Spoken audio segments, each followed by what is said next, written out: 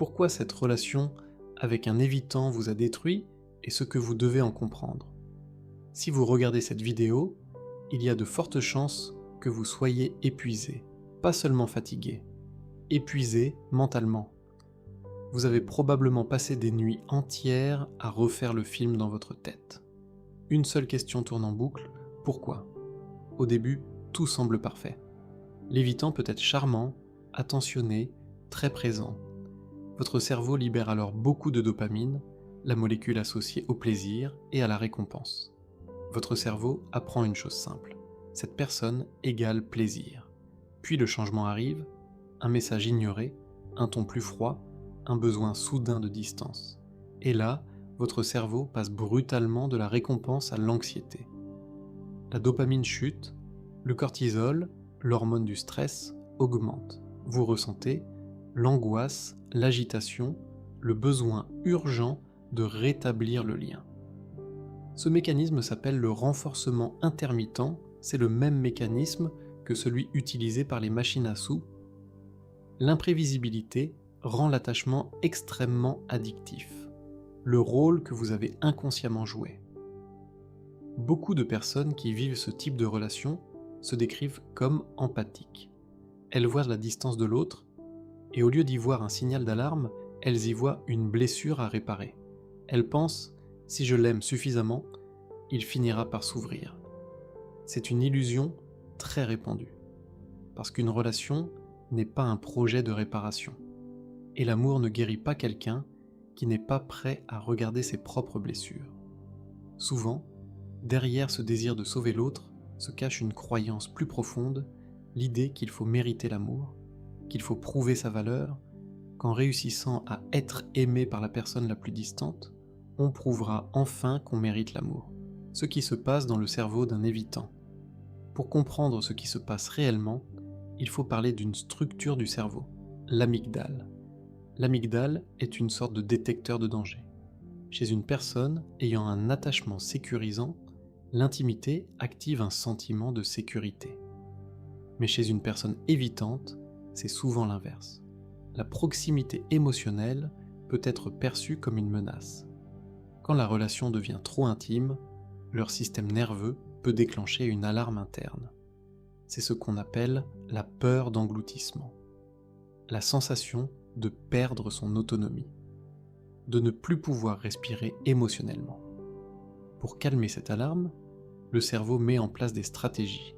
Prendre de la distance, devenir critique, se focaliser sur les défauts du partenaire, fantasmer une relation idéale ailleurs.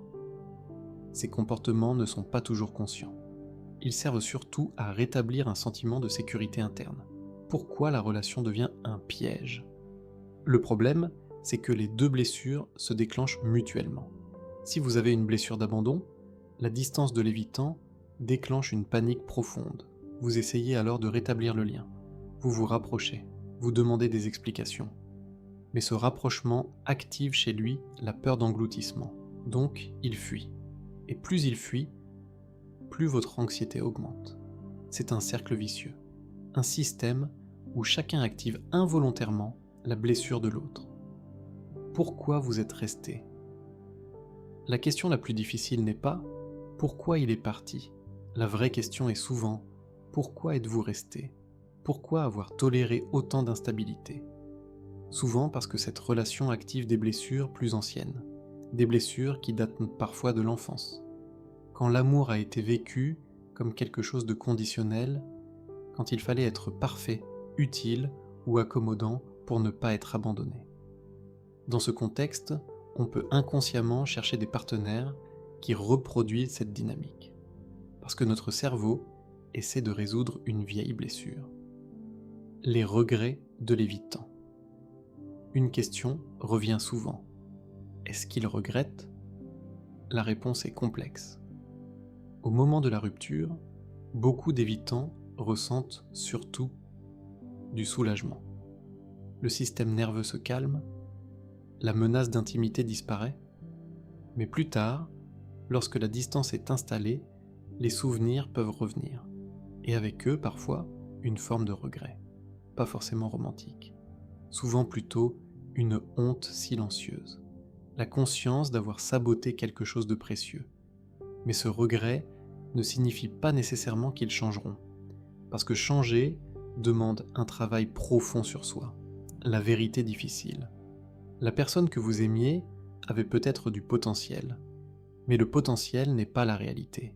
La réalité, c'est ce que quelqu'un est capable de donner aujourd'hui. Et aimer quelqu'un pour son potentiel revient souvent à aimer une version imaginaire de cette personne. Ce que vous devez comprendre maintenant. Ce que vous ressentez aujourd'hui ressemble à un chagrin d'amour, mais sur le plan neurologique, c'est aussi une forme de sevrage émotionnel. Votre cerveau est en train de se désintoxiquer d'un cycle d'intensité et de manque. Avec le temps, le système nerveux se régule, l'anxiété diminue, la clarté revient, et vous commencez à voir la relation pour ce qu'elle était réellement. La leçon de cette relation. Cette relation n'était peut-être pas destinée à durer, mais elle peut servir de miroir. Un miroir qui révèle vos blessures d'abandon, votre tendance à sauver les autres, votre peur inconsciente d'une intimité saine. Parce que parfois, courir après quelqu'un d'indisponible permet aussi d'éviter d'être réellement vu.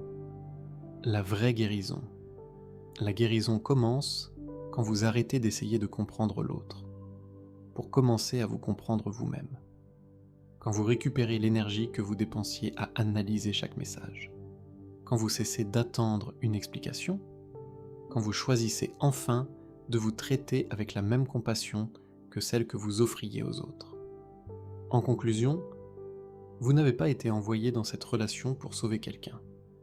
Vous avez peut-être été amené dans cette relation pour apprendre quelque chose de beaucoup plus important, que l'amour ne doit pas être gagné par la souffrance, et qu'un amour sain ne vous fait pas vous sentir anxieux, confus ou constamment sur le point de perdre l'autre. Un amour sain vous fait vous sentir en sécurité. Et c'est peut-être la seule chose qui mérite vraiment d'être recherchée.